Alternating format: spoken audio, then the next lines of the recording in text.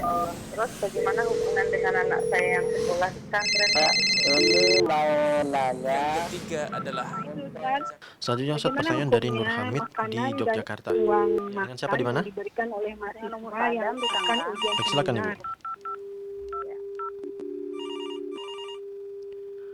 Bismillahirrahmanirrahim. Assalamualaikum warahmatullahi wabarakatuh. Alhamdulillah wassalatu wassalamu ala Rasulillah wa ala alihi wa sahbihi wa mawala wa la hawla wa la quwata illa billah. Alhamdulillah pemirsa dan pendengar Fatwa TV dimanapun Anda berada. Senang sekali rasanya kita kembali dipertemukan oleh Allah Subhanahu wa taala dalam program Live Interaktif Jalan Lurus bersama guru kita Al-Ustadz Dr. Abdullah Roy MA Hafizullah taala. Salawat serta salam semoga senantiasa tercurah limpahkan kepada junjungan kita Nabi besar Muhammad Sallallahu Alaihi Wasallam. Pemirsa dan pendengar Fatwa TV dimanapun Anda berada, insya Allah selama kurang lebih 1 jam ke depan kita akan bersama-sama menyimak dan mengikuti program live interaktif Jalan Lurus bersama guru kita Al-Ustadz Dr. Abdullah Rahma Hafizullah Ta'ala. Tafadhol bagi Anda yang nanti ingin bertanya secara langsung, Anda dapat bertanya melalui WhatsApp call di 0821 706087. Dan alhamdulillah sudah bergabung bersama kita di kesempatan yang berbahagia ini pemateri kita Al-Ustadz Dr. Abdullah Roema Hafizullah Ta'ala dari Pandeglang, Banten. Kita sahabat terlebih dahulu. Assalamualaikum Ustaz. Waalaikumsalam warahmatullahi wabarakatuh. Ahlan wa sahlan, bagaimana kabarnya Ustaz? Ahlan bikum. Alhamdulillah bikhair. Gimana antum dan teman-teman di Jember? Alhamdulillah Ustaz, ini seharian kemarin diguyur hujan Ustaz. Alhamdulillah. Masya Allah, berkah. Amin ya rabbal alamin. Mudah-mudahan Ustaz beserta tim juga diberikan kesehatan dan keselamatan selalu Allah Subhanahu wa taala. Amin ya rabbal alamin. Jazakumullah khairan. Waalaikumsalam. Baik pemirsa dan mendengar Fatwa TV dimanapun Anda berada, insya Allah kita akan memulai program live interaktif ini dengan mendengarkan beberapa nasihat pembuka yang akan disampaikan oleh pemateri kita pada kesempatan yang berbahagia ini. Dan tentunya nanti di tengah-tengah acara akan ada sesi tanya jawab ya. Tafadhol bagi Anda yang ingin bertanya di 0821 706087 untuk WhatsApp call tentunya. Dan langsung saja kita bersama nasihat pembuka yang akan disampaikan oleh guru kita Al-Ustadz Dr. Abdullah Roy MA Hafizullah Ta'ala. Kepada Ustadz kami persilakan Ustadz. Baik. Bismillahirrahmanirrahim. Alhamdulillah. Wassalatu wassalamu ala Rasulillah wa ala alihi wa sahbihi wa man wala. Para pemirsa interaktif di Fatwa TV yang dimuliakan, dimanapun antum berada, alhamdulillah kita bersyukur kepada Allah Subhanahu wa taala. Pada kesempatan kali ini kita dipertemukan di bulan Ramadan dan insyaallah dalam acara yang sama, yaitu interaktif Jalan Lurus. Dan sebelum kita nanti membuka sesi tanya jawab, ada sedikit nasihat yang berkaitan dengan Ramadan, yaitu tentang beberapa hukum yang berkaitan dengan tarawih. Salat tarawih, para pemirsa sekalian, ini adalah termasuk di antara amalan yang sangat-sangat dianjurkan di bulan Ramadan ini. Dan Nabi SAW pernah melakukan dahulu, di mana beliau SAW beberapa malam mengimami para sahabat melakukan salat tarawih ini. Dan beliau dahulu sangat panjang bacaannya, 2 rakaat dengan rakaat yang panjang, kemudian salam, kemudian 2 rakaat lagi dengan rakaat yang panjang, kemudian beliau salam. Setelah itu beliau beristirahat karena sangat panjangnya bacaan yang dibaca oleh beliau. Kemudian setelah itu bangkit lagi, sholat 2 rakaat dengan bacaan yang panjang, kemudian salam, kemudian bangkit lagi, sholat dengan 2 rakaat dengan bacaan yang panjang, kemudian setelah itu salam dan beristirahat. Karena adanya jeda istirahat inilah sehingga dinamakan dengan sholatul tarawih, dengan sholatul at-tarawih. Dan Imam Al-Bukhari rahimahullah di dalam sahihnya beliau menyebutkan kitab salat tarawih, kitab tentang salat tarawih. Adapun keutamaannya, maka Nabi SAW pernah bersabda, "Man qama Ramadhana imanan wa ihtisaban, ghufira lahu ma taqaddama min dhanbi." Barang siapa yang melakukan qiyam Ramadan, yaitu salat malam di bulan Ramadan, dan salat tarawih ini adalah bagian dari salat malam di bulan Ramadan. Karena iman dan juga mengharap pahala dari Allah, akan diampuni dosanya yang telah lalu. Dan beliau sallallahu alaihi wasallam juga mendorong kita untuk salat bersama imam sampai selesai. Dengan ucapan beliau, "Man qama ma'al imami hatta yansarif, kutiba lahu qiyamul lailah." Barang siapa yang salat bersama imam sampai dia selesai, maka akan ditulis baginya pahala salat semalam suntuk. Tentunya ini adalah pahala yang besar bagi seseorang yang melakukannya dengan ikhlas dan juga mengharap pahala dari Allah. Maka jangan sampai kita bermudah-mudahan kemudian meninggalkan salat tarawih, tapi seharusnya kita bersemangat untuk melakukan salat tarawih dan mempersiapkan segala hal sehingga salat tarawih yang dilakukan adalah salat tarawih yang khusyuk, yang ikhlas sesuai dengan sunnah Nabi sallallahu alaihi wasallam. Dan salat tarawih ini bisa dilakukan 2 rakaat. Karena beliau sallallahu alaihi wasallam mengatakan salatul laili mathna mathna. Salat malam itu dilakukan 2 rakaat. Dan pendapat yang lebih kuat dan ini adalah pendapat mayoritas ulama bahwa salat ini tidak dibatasi dengan jumlah. Jadi seseorang yang penting melakukan 2 rakaat dan tidak dibatasi dengan jumlah. Boleh seorang melakukannya 11 rakaat, yaitu 2 rakaat kali 4, 8, kemudian ditambah 3 rakaat witir, atau melakukan 21, atau melakukan 23, atau melakukan lebih dari 30 rakaat, maka tidak ada di sana batasan jumlah rakaat dari salat tarawih tersebut. Kalau kita perhatikan di sana banyak riwayat, ya, riwayat yang menyebutkan jumlah rakaat tarawih yang dilakukan oleh para salaf dahulu. Ada yang sekian, ada yang sekian, ada yang sekian.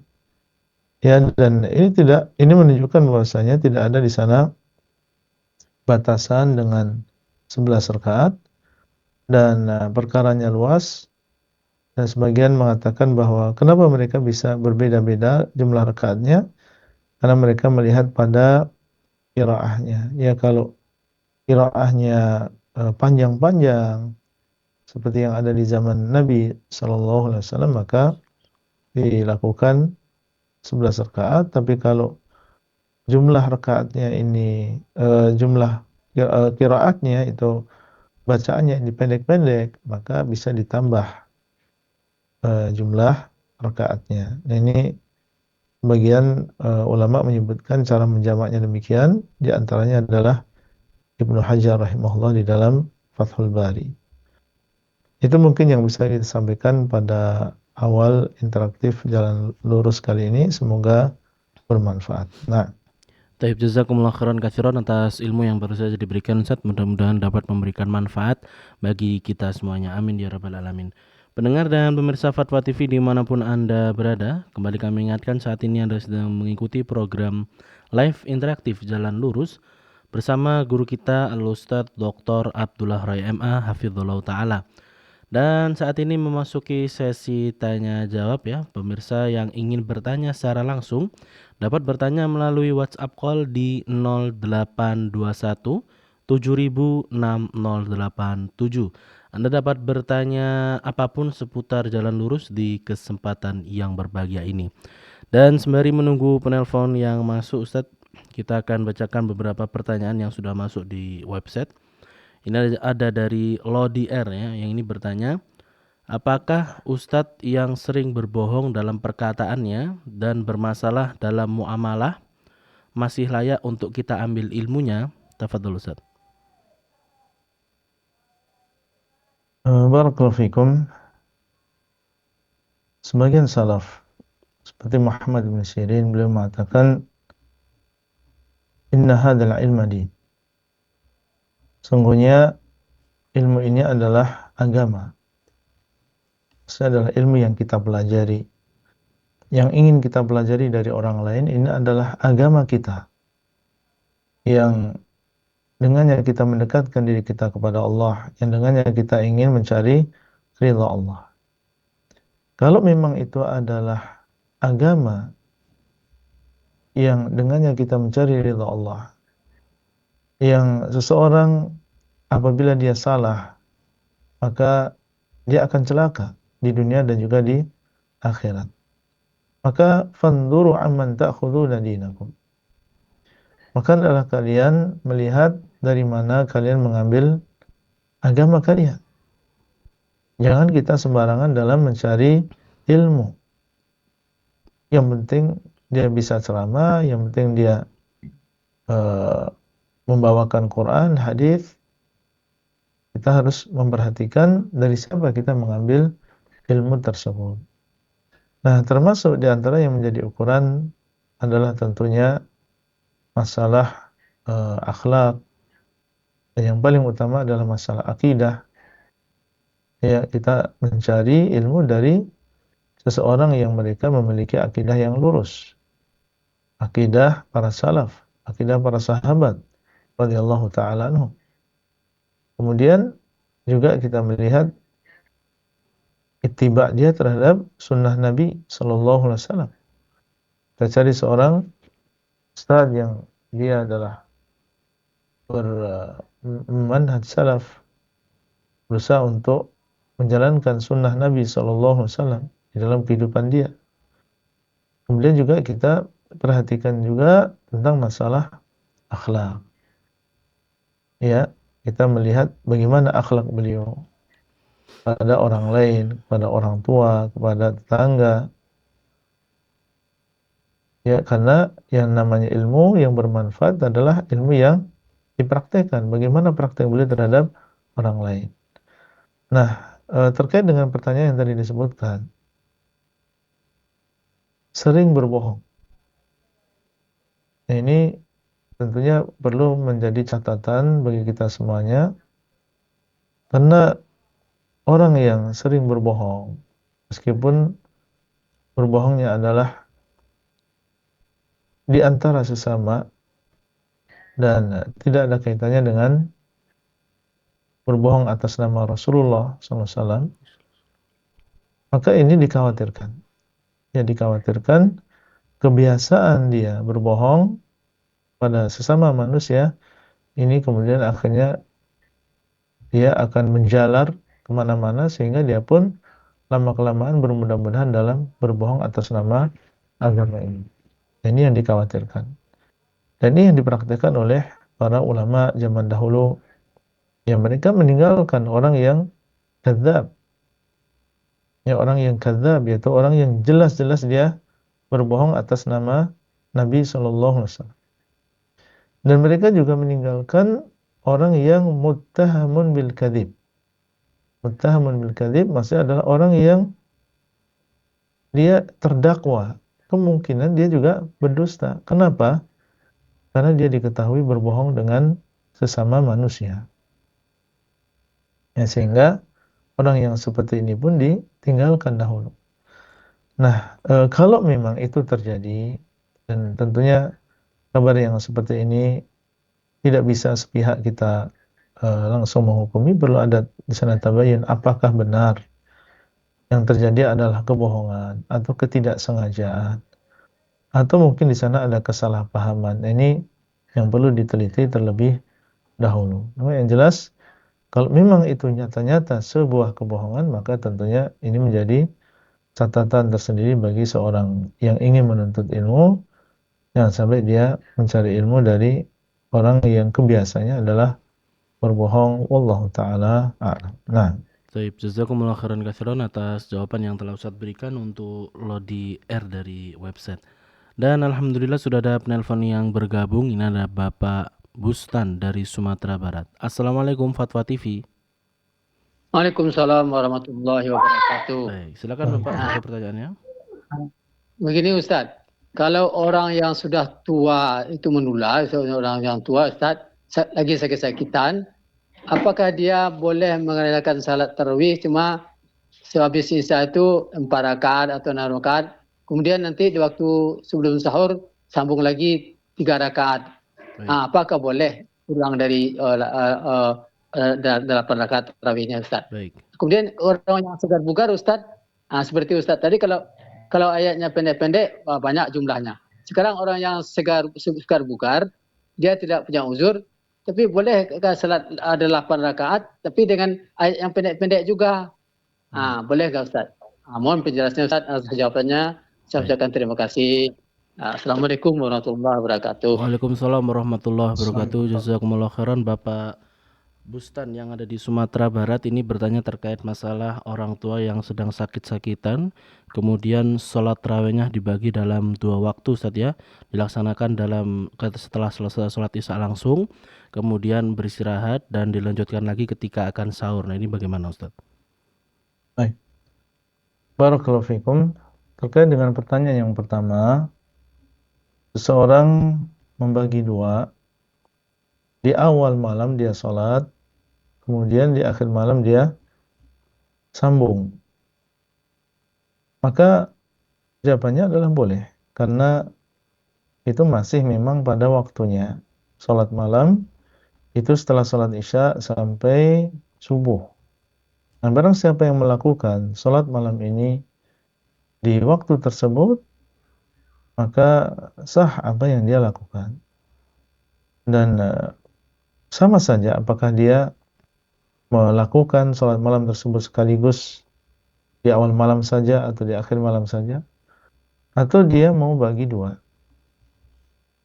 Ya, seperti misalnya di awal malam sekian, kemudian di akhir malam sekian.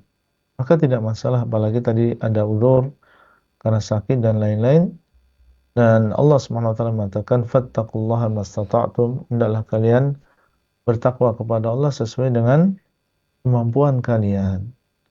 Jadi tidak masalah kalau memang ingin membagi menjadi 2 waktu. Dan kemudian terkait dengan pertanyaan yang kedua tadi, Pertanyaan tentang seorang laki-laki yang dia masih muda, masih segar bugar, kuat, kemudian dia membaca surat-surat yang pendek di dalam salat tarawih. Maka jawabannya tidak masalah. Tidak masalah. Apa yang tadi kita sebutkan itu adalah kita berbicara tentang para pendahulu kita, para salaf, di mana mereka berusaha untuk memanfaatkan bulan Ramadan di malam hari dengan sebaik-baiknya, dengan melakukan sholat malam, dan mereka tidak ingin menyanyiakan, terkadang dengan memperpanjang bacaan, dan terkadang adalah dengan memperbanyak rakaat. Dan semakin kesini tentunya semakin lemah keadaan kaum muslimin, sehingga mungkin ketika dibuat rakaat ini lebih pendek, ya ini lebih bisa sesuai dengan mereka, karena banyak di antara mereka yang sudah tua dan lain-lain, sehingga ketika dibuat rakaat ini lebih pendek, maka ini lebih mudah bagi mereka. Tapi kalau bisa ya kita perbanyak rakaatnya. Kalau bisa kita perbanyak rakaatnya. Tapi seandainya ya seseorang sudah pendek suratnya atau pendek ayatnya, kemudian dia hanya melakukan 11 rakaat atau kurang, maka tidak masalah. Tidak masalah, apa yang dilakukan tetap sah. Wallahu taala a'lam. Nah, Taib, jazakumullah khairan katsiran atas jawaban yang telah Ustaz berikan untuk Bapak Bustan yang ada di Sumatera Barat bertanya terkait masalah sholat tarawih. Pemirsa dan pendengar Fatwa TV dimanapun Anda berada, kembali kami mengajak Anda semuanya untuk bergabung bersama kami dalam live interaktif Jalan Lurus bersama guru kita Ustadz Dr. Abdullah Roy M. Hafizullah Ta'ala. Tafadhol Anda dapat bertanya secara langsung seputar jalan lurus di 0821 706087 dan ini khusus untuk WhatsApp call ya. Dan sembari menunggu penelpon yang masuk, kita bacakan kembali pertanyaan dari website.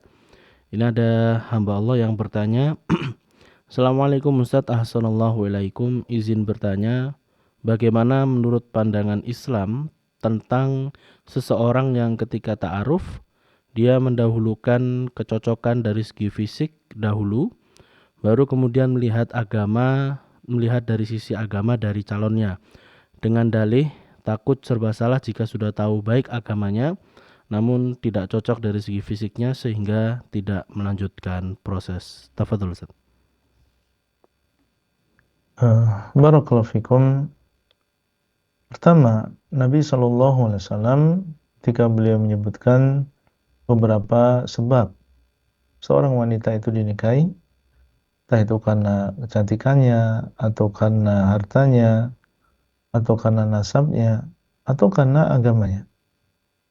Maka beliau SAW mengatakan, "Fadfar bidzatid dini taribat yadak." Maka berusahalah untuk memilih seorang wanita itu berdasarkan agamanya. Niscaya engkau akan beruntung. Ini ucapan siapa? Ini ucapan Nabi SAW. Ya, yang menunjukkan bahwa yang utama bagi seorang laki-laki adalah memilih wanita itu berdasarkan agamanya. Sebelum mengatakan taribat yadak, engkau akan beruntung. Maka yakinlah bahwasanya seorang kalau dia memilih seorang wanita karena agama, dia akan mendapatkan kebaikan yang banyak. Ketika seorang memilih seorang wanita karena agamanya, itu menunjukkan bahwasanya dia sendiri adalah seorang laki-laki yang baik, ya, seorang laki-laki yang soleh, karena dia memilih seseorang itu berdasarkan kedekatan dia dengan Allah Subhanahu wa Ta'ala. Tapi bukan berarti kemudian dilarang untuk menikahi seorang wanita karena kecantikan atau karena hartanya, tidak masalah. Ya, seorang menikahi wanita karena selain agamanya, cuma tentunya memilih seorang wanita karena agama ini yang diprioritaskan. Kemudian juga seandainya, karena mungkin perlu kita jelaskan tentang prosesnya. Jadi seseorang ketika dia ta'aruf, maka dia berusaha untuk mencari tahu, dan dengan cara misalnya dia bertanya kepada orang tua dari sang wanita, menggali tentang agama wanita tersebut dari orang tuanya sendiri atau dari orang yang kenal, tapi tentunya dengan cara yang diperbolehkan. Jangan sampai kita menggali dengan cara yang tidak diperbolehkan, ya, seperti misalnya khalwat, ya, kita bertanya-tanya kepada seorang wanita yang itu bukan mahram kita, bertanya tentang wanita yang ingin kita nikahi. Tentunya tidak diperbolehkan yang demikian.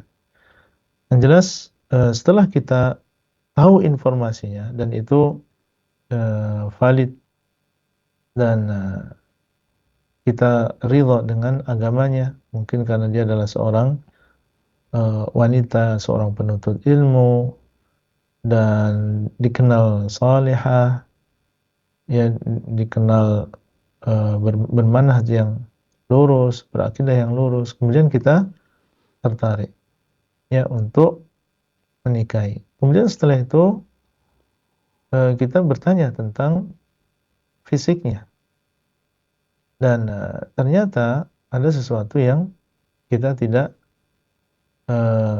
kurang cocok misalnya, maka tidak masalah seseorang menyampaikan udhurnya, ya, seorang tidak masalah menyampaikan udhurnya. Tapi yang jelas yang pertama kali dia diprioritaskan adalah tentang masalah agamanya, dan tentunya tidak ada di antara wanita yang sempurna, ya, pasti di sana ada kekurangan, dan yang namanya kecantikan juga sesuatu yang nisbi, Dan yang namanya kecantikan ini bisa berubah dan tidak selamanya demikian. Sehingga jadikan agama ini sebagai prioritas. Kemudian seseorang kalau memang sudah cocok secara agama, kemudian secara fisik, secara umum dia sudah setuju, kemudian dia nazar, ya dia melihat, sampai dia melihat sesuatu yang menjadikan dia semakin mantap, semakin tertarik untuk melanjutkan proses tersebut. Itu urutan yang benar dalam nazar.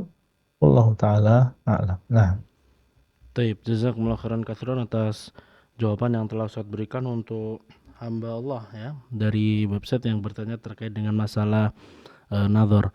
Baik pemirsa, sudah ada penelpon yang bergabung. Ini ada Bapak Nazar dari Meulaba. Assalamualaikum Fatwa TV. Waalaikumsalam. Baik, silakan Bapak. Saya dari Melabuh nih, mau tanya Ustadz. Dulu Ya. Rasulullah cuma melakukan sholat di masjid sekitar 3 malam atau beberapa malam. Selebihnya melakukan di rumah. Sementara kita sekarang ini melakukan sholat tarawih di masjid. Apa itu termasuk bid'ah Ustadz? Karena tidak mengikuti anjuran Rasulullah. Demikian Ustadz. Baik Bapak Nazar, jazakumullah khairan katsiran atas pertanyaan yang telah Bapak berikan ya. Ini bertanya terkait dengan masalah sholat taraweh Ustadz. Bagaimana sholat taraweh jika kita sholatnya jauh dari rumah? Nah ini apakah termasuk perkara bid'ah atau tidak? Tafadhol Ustadz. Baik. Bukan termasuk bid'ah. Apa yang kita lakukan sekarang, yaitu sholat tarawih berjamaah di masjid, bukan termasuk bid'ah. Kenapa demikian? Karena Nabi SAW pernah melakukannya beberapa malam. Berarti beliau pernah melakukannya, pernah mencontohkannya.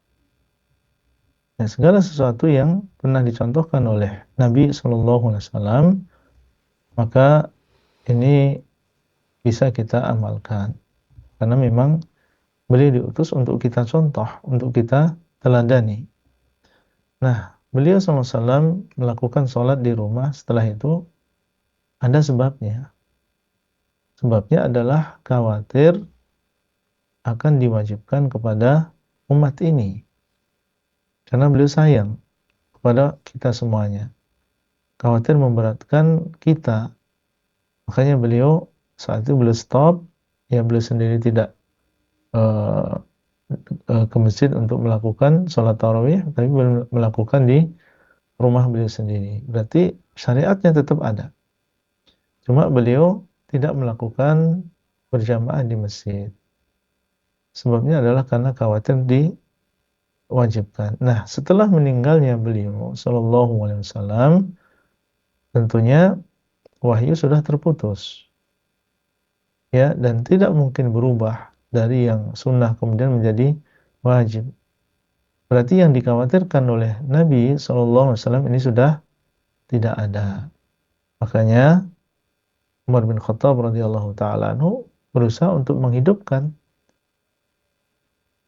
melakukan sholat tarawih di masjid secara berjamaah. Kenapa beliau hidupkan? Karena dahulu pernah dilakukan oleh Nabi SAW dan sudah terputus dan sudah tidak ada apa yang dikhawatirkan oleh Nabi SAW.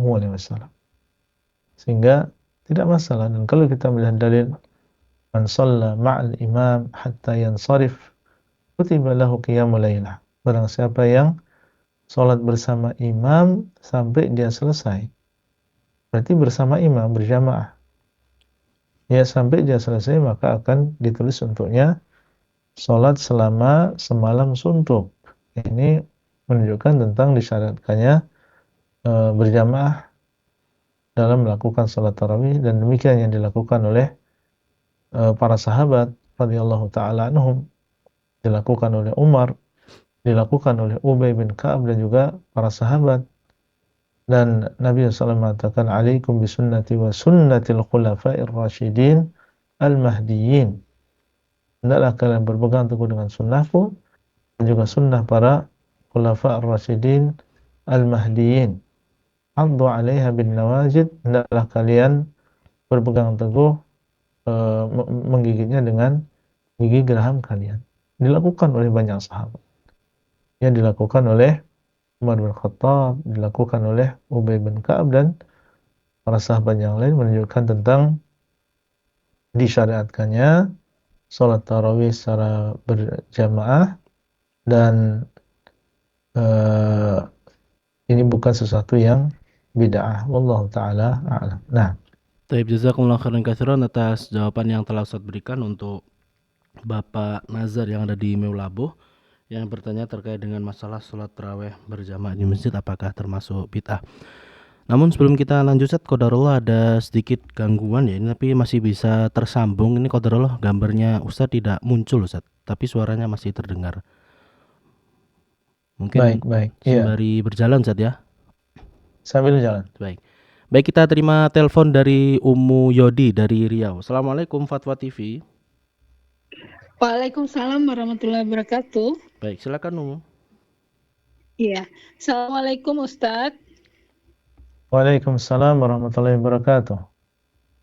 Ya, izin melanjutkan pertanyaan dari member WhatsApp di Rosa Ustadz. Begini Baik, Ustadz Ibu. pertanyaannya. Rumah Anda berdampingan dengan musola. Anda merasa nyaman sholat berjamaah di musola. Suami Anda tidak mengizinkan Anda sholat di musola dan tersinggung. Dia bilang Anda istri yang durhaka, nggak patuh sama suami. Disuruh sholat di rumah malah ke musola. Anak-anak laki-laki 2 nggak mau juga sholat di musola karena padahal mereka lulusan dari pondok Ustadz. Apakah anak istri yang durhaka? Begitu Ustadz pertanyaannya.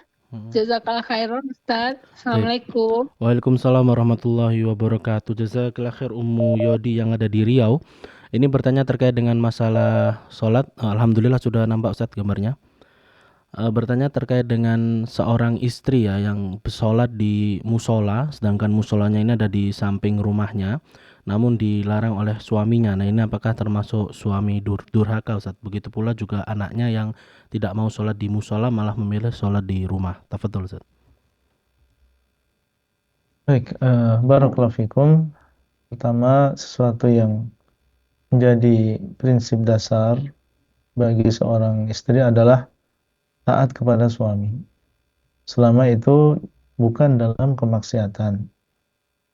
Dan Nabi SAW beliau menyebutkan bahwa apabila seorang wanita melakukan sholat 5 waktu, berpuasa di bulan Ramadan, taat kepada suaminya, menjaga kehormatannya, maka akan dikatakan kepada dia, masuklah ke dalam surga dari pintu mana saja yang engkau kehendaki. Maka tentunya ini menjadi perhatian yang besar bagi seluruh istri, hendaklah menjadikan ini sebagai prinsip dasar dalam kehidupan dia, yaitu taat kepada suami dalam perkara yang bukan kemaksiatan. Terkait dengan pertanyaan tadi, seorang suami melarang dia untuk melakukan sholat tarawih di musola, maka larangan ini bukan larangan untuk melakukan kewajiban.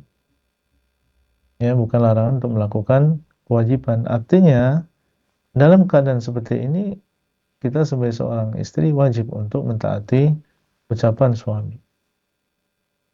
Ya, artinya kita bisa melakukan sholat tersebut di rumah. Dan itu lebih baik bagi seorang wanita. Bagaimana disebutkan dalam hadis bahwa sebaik-baik sholat wanita adalah di rumahnya. Ya, dia justru malah mendapatkan pahala yang lebih besar. Dan yang kedua, dia mentaati suaminya. Dan dalam puasa sunnah, seorang wanita disuruh untuk meminta izin terlebih dahulu kepada suaminya apabila suaminya dalam keadaan berada di rumah. Ya, demikian pula dalam masalah ini, kalau memang suami tidak mengizinkan, ya kita jangan berangkat ke sana, kemudian kita melakukan sholat tarawih di rumah kita. Meskipun, dan ini adalah nasihat kepada para suami, kalau istri atau wanita yang merupakan uh, menjadi tanggung jawab kita, mereka minta izin untuk sholat di masjid, maka izinkan mereka dan jangan larang mereka. Karena Nabi SAW, beliau telah mengatakan, La tamna'u ima Allahi masajid Allah. Jangan kalian larang wanita-wanita hamba-hamba Allah dari masjid-masjid Allah. Ini siapa yang mengatakan? Nabi kita Muhammad SAW. Kalau memang istri kita atau anak perempuan kita, dia ingin ke masjid, ingin sholat bersama kaum muslimin, atau ingin mendengarkan bacaan Al-Quran, atau ingin mungkin bersama kaum muslimin memeriahkan Ramadan, kerinduan dia dengan rumah Allah menjadikan dia ingin sholat di sana, maka jangan dilarang untuk sholat di masjid.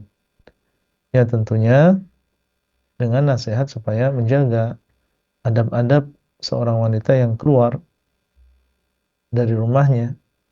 Di antaranya adalah tidak memakai minyak wangi, menjaga auratnya, kemudian dipastikan bahwasanya perjalanan aman, kemudian di masjid juga aman. Nah ini kalau bisa ya jangan dilarang. Sebagaimana ini adalah ucapan Nabi SAW dan kita berusaha untuk melaksanakan apa yang menjadi ajaran beliau SAW. Terkait anak, maka dinasihati ya supaya dia bisa melakukan sholat tarawih ini di masjid bersama kaum muslimin, dan itu sesuatu yang sunnah. Nah, seandainya dia memilih untuk sholat di rumahnya, maka itu juga boleh, tidak masalah, karena sholat tarawih berbeda dengan sholat wajib ya. Kalau sholat wajib ya berjamaah di masjid. Adapun sholat tarawih, maka boleh seorang melakukan berjamaah di masjid di awal malam, atau dia ingin melakukan sholat tarawih sendiri. Dahulu Umar bin Khattab radhiyallahu taala anhu, ketika beliau duduk dengan sebagian, kemudian melihat di sana kaum muslimin sedang melakukan sholat tarawih di Masjid Nabawi, maka beliau mengatakan ini adalah sebaik-baik bid'ah, dan orang-orang yang tidur sekarang lebih baik daripada mereka. Maksudnya apa? Orang-orang yang tidur di awal malam kemudian dia melakukan sholat tarawih tersebut di akhir malam, maka itu lebih baik. Nah, ini menunjukkan bahwa perkaranya luas. Seandainya seseorang ingin melakukan sholat tarawih bersama kaum muslimin di masjid di awal malam, atau dia ingin sholat sendiri di akhir malam, maka tidak masalah yang demikian. Kemudian juga mungkin perlu musyawarah baik-baik dengan suami. Mungkin saja beliau punya pertimbangan ya kenapa beliau melarang. Mungkin ada sesuatu yang beliau lihat, di antaranya ada penyimpangan di masjid tersebut ya, sehingga atau terlalu cepat, atau karena sebab-sebab yang lain. Ini mungkin kita perlu mendengar dari suami kita, mungkin beliau punya alasan sehingga kita bisa memahami kenapa beliau melarang. Wallahu taala a'lam. Nah, Taib, jazakumullah khairan katsiran atas jawaban yang telah Ustaz berikan. Untuk Ummu Yodi yang ada di Riau bertanya terkait masalah tarawih. Berikutnya ada Bapak Rafli dari Bogor. Assalamualaikum Fatwa TV. Waalaikumsalam warahmatullahi wabarakatuh. Baik, silakan Bapak, satu pertanyaannya.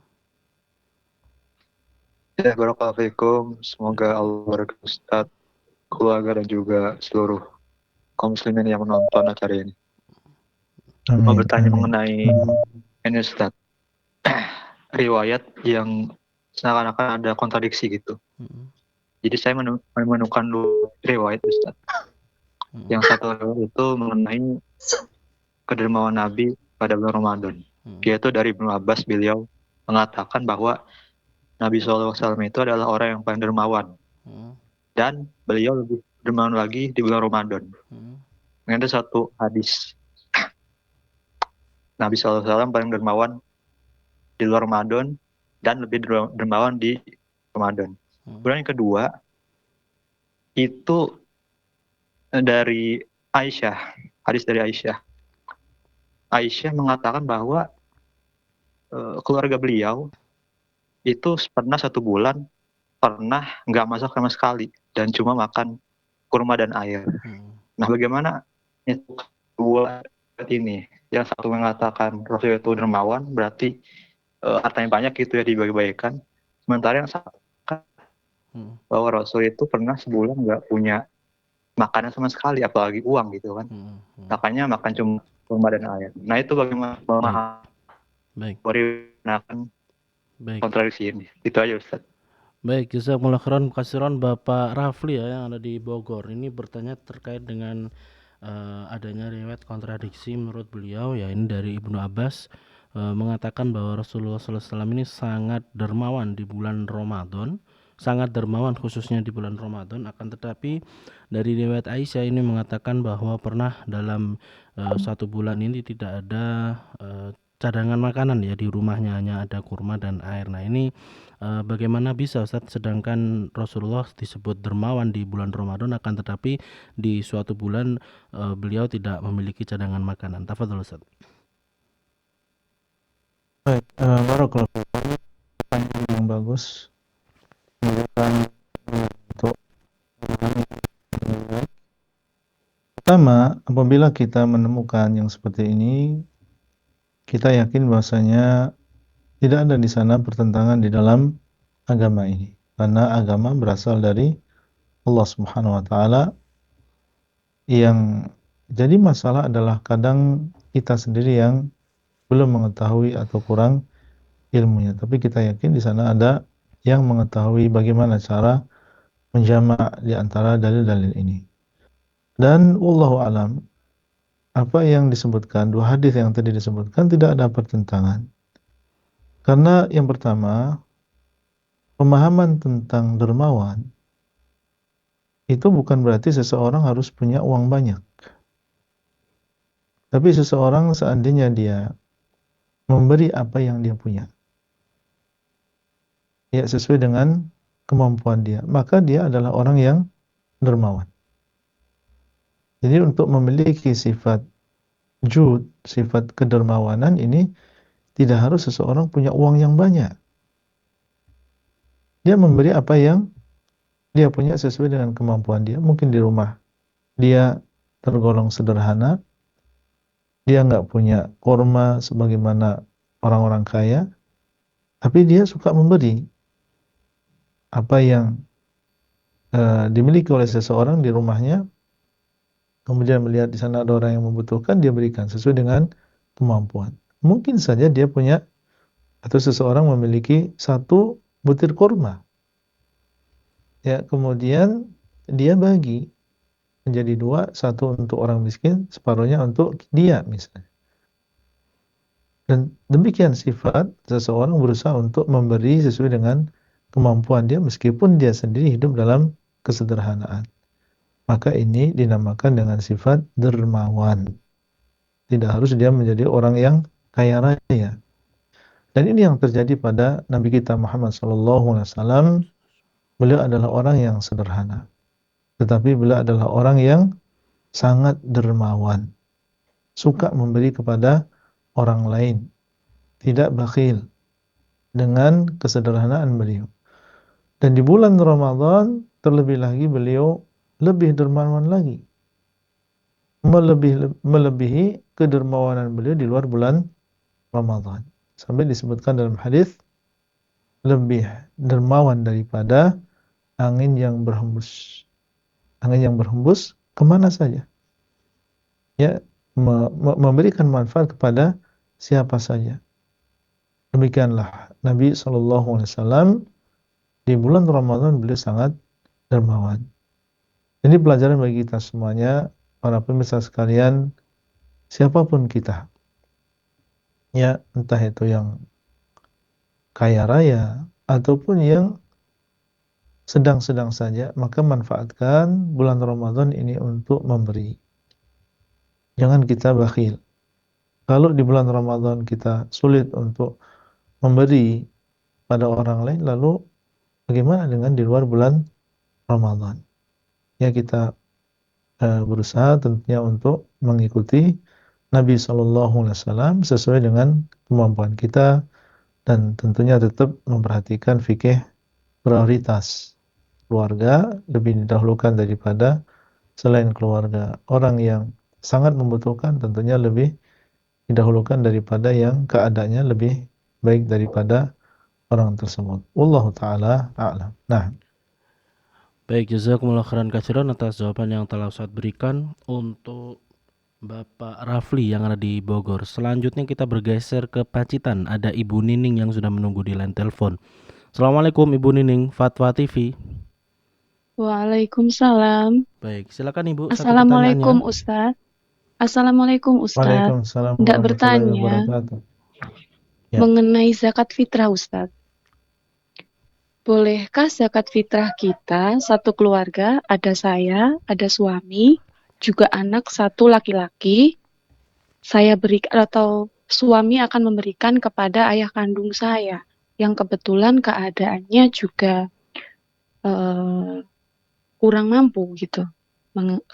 Tentang ekonomi kurang mampu lah, di bawah mampu begitu. Apakah diperbolehkan membayar zakatnya kepada orang tua? Baik.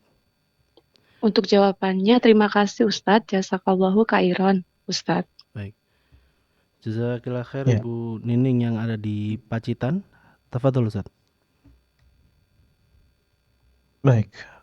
Kalau yang ditanyakan adalah zakat harta, maka kaidah yang disebutkan oleh para ulama bahwa zakat mal ini tidak boleh diberikan kepada orang tua dari yang punya harta tadi, dan juga tidak boleh diberikan kepada anak-anak dari yang punya harta tadi. Nah, ini kalau memang itu berkaitan dengan zakat harta, ya, zakatul mal, ini tidak boleh dilakukan yang demikian. Jadi kita berikan kepada selainnya. Nah, bagaimana dengan zakat fitrah itu sendiri? Wallahu alam, dalam keadaan seperti ini lebih hati-hatinya. Jangan kita berikan kepada beliau, yang meskipun itu adalah mertua, kita berikan kepada yang lain saja, fakir miskin. Dan kalau kita ingin memberi kepada orang tua atau mertua, ya kita berikan dari harta yang lain. Ya, itu adalah orang tua kita sendiri, maka kita berikan, dan mereka adalah yang lebih berhak daripada yang lain. Adapun harta zakat, termasuk dalam hal ini adalah zakat fitrah, maka lebih hati-hatinya kita berikan kepada selain orang tua kita, selain anak-anak kita. Wallahu taala a'lam. Nah, Taib, jazakumullah khairan katsiran atas jawaban yang telah Ustaz berikan untuk Ibu Nining yang ada di Pacitan. Ini bertanya apakah boleh menyerahkan zakat fitrah ya kepada orang tua. Pemirsa dan pendengar Fatwa TV dimanapun Anda. Baik, sudah ada penelpon yang bergabung ini dari Jakarta, ada Ibu hamba Allah. Assalamualaikum Fatwa TV. Waalaikumsalam warahmatullahi wabarakatuh. Baik, silakan Ibu. Assalamualaikum Ustaz. Assalamualaikum warahmatullahi wabarakatuh. Ya, semoga Ustaz selalu diberkahi dan juga dirahmati oleh Allah Subhanahu wa taala. Amin. Izin bertanya Ustaz, jika berjualan di sekitar atau di halaman masjid yang masih dalam satu area pagar dengan masjid itu dilarang atau baiknya dihindari, lalu bagaimana dengan penghasilan dari suami tersebut jika istri dan juga jika istri dan juga anaknya makan dari penghasilan jualan di situ Ustadz. Dan kalau misalnya istri sudah mengingatkan kalau jualan di situ baiknya dihindari, tapi suami masih tetap jualan di situ, sementara dia juga tahu hukum Ustadz. Apakah istri tetap berdosa menanggung dosanya gitu? Baik. Itu saja Ustadz. Terima kasih, jazakallah khairan. Baik, jazakallah khair Ibu hamba Allah yang ada di Jakarta. Ini bertanya terkait dengan masalah berjualan di dalam masjid. Nah, ini bagaimana harta yang didapatkan dari berjualan di dalam masjid? Apakah boleh atau ada menanggung dosanya atau bagaimana? Tafadhol Ustaz. Baik, barakallahu fikum. Kalau memang area masjid tersebut memang di sana ada pagar yang mengitari masjid dan dalam keadaan seperti itu maka berjualan di pelataran masjid ini termasuk berjualan di masjid ya, karena halaman masjid kalau memang di sana ada pagarnya yang mengitari halamannya, ini termasuk masjid dan dilarang kita untuk berjualan di sana sebagaimana yang datang di dalam hadis yang sahih. Seandainya ada yang berjualan, apakah kemudian harta yang didapatkan adalah harta yang haram? Maka jawabannya tidak. Harta yang dia dapatkan adalah harta yang halal. Dia menjual sesuatu yang halal dan adapun dia melakukannya di masjid, maka dia telah melakukan sebuah kesalahan, ya sebuah maksiat. Tapi bukan berarti kemudian harta yang dia dapatkan ini adalah harta yang haram, tidak. Ya, perlu diingatkan kepada beliau tentang larangan ini supaya, karena ini termasuk kemaksiatan. Adapun harta yang didapatkan maka itu adalah harta yang halal, boleh memakannya halal, dan anak serta istri memakan sesuatu yang halal tidak masalah. Dan yang perlu dilanjutkan terus adalah kita mengingatkan pada suami tersebut supaya dia lebih berhati-hati lagi dan supaya lebih berkah, karena dalam sebuah hadis disebutkan ya bahwasanya Nabi SAW mendoakan supaya tidak beruntung, ya supaya tidak beruntung. Tentunya ini adalah doa yang menakutkan kita semuanya, sehingga kita mencari tempat yang lain yang insya Allah lebih berkah, ya lebih banyak pelanggannya dan lebih tenang bagi hati kita. Wallahu taala a'lam. Nah, Taib, jazakumullahu khairan katsiran atas jawaban yang telah Ustaz berikan untuk Ibu hamba Allah di Jakarta, yang mana pertanyaan hadis sekaligus menjadi pertanyaan terakhir di kesempatan kali ini Ustaz. Dan tentunya kami mengucapkan jazakumullahu khairan katsiran atas waktu, kesempatan dan ilmu yang telah Ustadz berikan untuk kita semuanya. Mudah-mudahan ilmunya bermanfaat dan tentunya Ustadz, keluarga dan juga tim diberikan kesehatan selalu oleh Allah Subhanahu wa taala. Amin ya rabbal alamin. Jazakumullahu khairan katsiran. Baik pemirsa dan pendengar Fatwa TV dimanapun Anda berada, Alhamdulillah usai sudah perjumpaan kita di kesempatan kali ini dalam program live interaktif Jalan Lurus bersama Ustadz Dr. Abdullah Roy MA Hafizullah Ta'ala. Tetap ikuti siaran program Fatwa TV pemirsa pada hari dan jam yang telah terjadwal. Dan bagi Anda yang ingin bertanya, ya, Anda dapat bertanya, mengirimkan pertanyaan Anda ke www.dewanfatwa.com. Akhirnya mewakili seluruh kerabat kerja yang bertugas di kesempatan yang berbahagia ini mengucapkan pamit undur diri dari hadapan Anda semuanya. Jazakumullahu khairan katsiran, barakallahu fikum. Wassalamualaikum warahmatullahi wabarakatuh. Waalaikumsalam warahmatullahi wabarakatuh.